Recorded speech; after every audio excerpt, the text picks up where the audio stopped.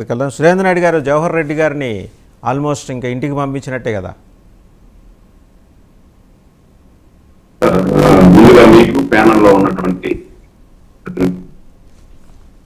99 టీవీని వీక్షిస్తున్నటువంటి ప్రేక్షక లోకానికి శుభోదయం తెలియజేసుకుంటూ, సరే ఇప్పుడు మనము దాదాపు ఒక 6 నెలల సంవత్సరం నుండి కూడా మనం చర్చించుకుంటున్నాం ఈ విషయం జవహర్ రెడ్డి గారి గురించి.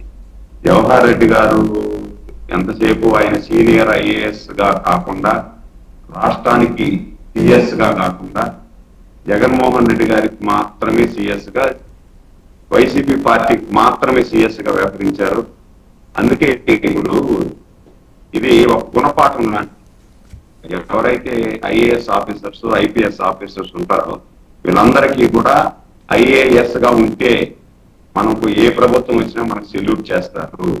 ఐఏఎస్ గా ఉంటే మనల్ని ఏ ప్రభుత్వానికి మనం కొమ్ము కాస్తాం, ఆ ప్రభుత్వం వరకే మన గౌరవం మర్యాదలు ఉంటాయి.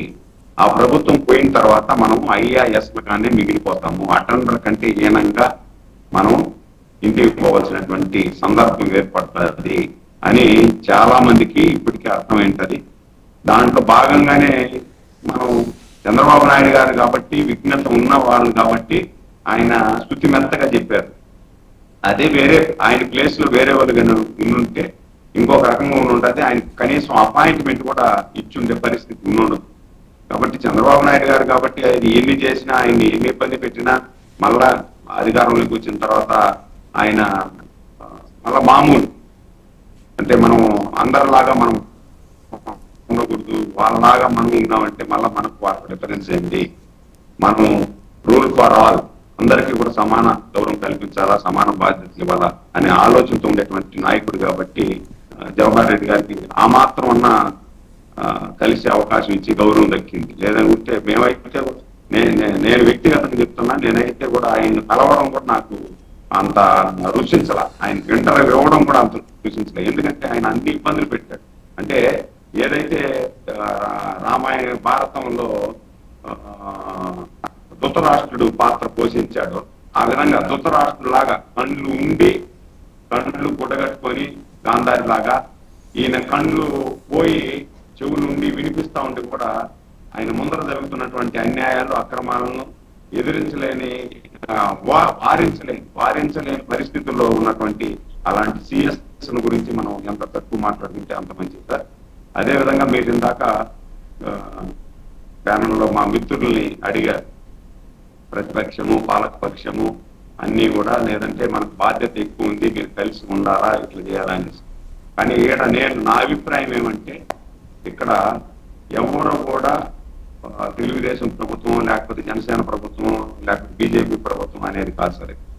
ఉమ్మడిగా ఏదైతే ఈరోజు ఆంధ్రప్రదేశ్ లో ఇంత భారీ రిజల్ట్ రావడానికి కారణమైనారో అందరూ కార్యకర్తలు కూడా మీరు గమనించండి sir. Telugu Desam party, Janasena, BJP కార్యకర్తలు, నాయకులు ఒకే గొంతుకులాగా పనిచేశారు. ఒక గొంతుకులాగా పనిచేశారు కాబట్టి ఎక్కడా కూడా ఏదైతే ఎన్నికలకు ముందు పవన్ కళ్యాణ్ గారు చెప్పారో ఓటు సీలన పను, ఓటు సీలకూడదు, ప్రతి ఓటు ఇంపార్టెంట్ అనేది చెప్పాడు. ఆ విధంగా అది రూట్ లెవెల్కి వెళ్ళి ఎవరు కూడా బేసిదాలకు పోకుండా మన ముందున్నటువంటి లక్ష్యం ఈ రాష్ట్రంలో ఇప్పుడున్నటువంటి రాజ్యసభ ప్రభుత్వం ఉండకూడదు, ప్రభుత్వం మారాలి అనే దేవుతో, దాని తర్వాత మళ్ళా మనం ఏదైనా మాట్లాడుకోవచ్చు అని చెప్పి, జెండాలు వేరైనా అజెండా ఒకే అజెండాతో ముందుకు పోయి నాయకులు, కార్యకర్తలు అద్భుతమైనటువంటి పోరాట పటిమతో అద్భుతమైనటువంటి వర్క్ చేస్తేనే ఈ రిజల్ట్ వచ్చింది. మీరు తిరుపతి విషయమే ఎగ్జాంపుల్, నేను రాయలసీమ అంతా కలిపి ఒకే ఒక సీట్ సార్ జనసేన వారు తీసుకుంది. జనసేన తీసుకున్నప్పుడు ఆ రోజు పవన్ కళ్యాణ్ అన్న ఇక్కడికి వచ్చి మాకు 1 to 1 మాట్లాడు. కొంతమంది మాకు తెలుగుదేశం వాళ్ళు కొంత అటు ఇటుగా డిస్టర్బెన్స్ గా ఉంటే అన్న పిలిచి మాట్లాడి ఆ రోజు చెప్పిన మాట నాకు ఇప్పటికీ కూడా చెవులో రింగుమని మారుతుంటాం. సురేంద్ర గారు, మీరు మీ ఇల్లో సత్తు, మీ పరిస్థితి మిమ్మల్ని చూస్తే నాకు చాలా ముచ్చటేస్తుంది. మనం దశాబ్ద కాలం పైచిలుకు మనము మీరు మేము అనుకుంటా మనం కలిసి ముందుకు పోవాలా, ఈ రాష్ట్రాన్ని అభివృద్ధి చేపించాలా. అందరూ కలిసి పనిచేయండి, మనం ఎలా కావాలంటే మనం చేసుకున్నాము అంటే ఆ రోజు అనుకున్న మాట ప్రకారం సొంత డబ్బులు ప్రతి కార్యకర్త వాళ్ళకు వీలైనంత వరకు 5,000, 10,000 ఖర్చు పెట్టిన కార్యకర్త కూడా ఉంటున్నారు సార్. సురేంద్ర నాయుడు గారు, నేను మళ్ళీ మీ దగ్గరకు వస్తా. కొంత టెక్నికల్ డిస్టర్బెన్స్ ఉంది, ఒక్కసారి నేను మళ్ళీ మీ దగ్గరకు వస్తాను. ఒక 2 minutes అండి. ఒకసారి మన రవికిరణ్ గారి దగ్గరికి వెళ్దాం. రవికిరణ్ గారు, సో సొంత ఇంట్లో వివాదాలు, సొంత పార్టీలో రగిలిపోతున్న అసమ్మతి స్వరాలు, ఇవన్నీ ఇవాళ జగన్మోహన్ రెడ్డి గారిని 11 స్థానాలకు పరిమితం చేశాయి. ఆ 11 కూడా ఉంటాయో లేదో తెలియని పరిస్థితి వచ్చింది ఈరోజు. ఎందుకంటే ఆల్రెడీ అరకు పాడేరు నుంచి గెలిచిన శాసనసభ్యులు కూడా వారు they have distanced themselves from party అని తెలుస్తోంది. ఆ ఇండికేషన్ ఉంది. మరోపక్క షర్మిల కూడా రియాక్ట్ అయ్యారు.